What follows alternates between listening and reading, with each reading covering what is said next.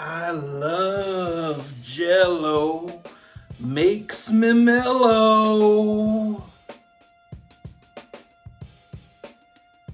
Right on.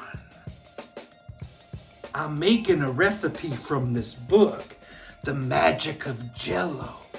I'm gonna be making a peanut butter and grape Jell-o pie.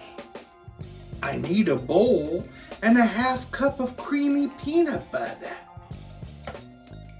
I need to stir some milk, a cup of it, gradually into that peanut butter until smooth. Add a box of instant French vanilla Jell-o pudding. Whisk it for 2 minutes until smooth. Stir in a cup of whipped topping. And pour that into a graham cracker crust. Let it chill out in the fridge. Time for some grape Jell-o.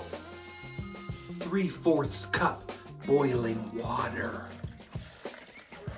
Let that dissolve. I'm adding some ice cubes. I'll stir it until thickened, 3 to 5 minutes.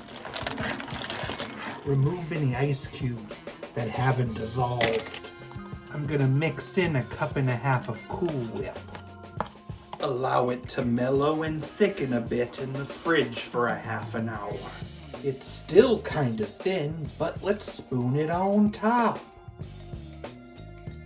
Now it's time to refrigerate it for like 3 hours or more, maybe even overnight.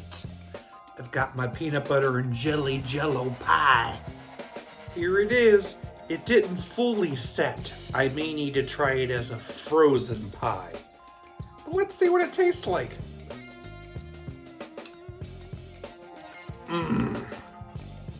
Love that peanut butter and grape jelly flavor. It's just like the sandwich. Be on the lookout for more mellow Jell-o recipes in the future, man. Yeah. What do bees do if they need a ride? Wait at the bus stop. Yeah.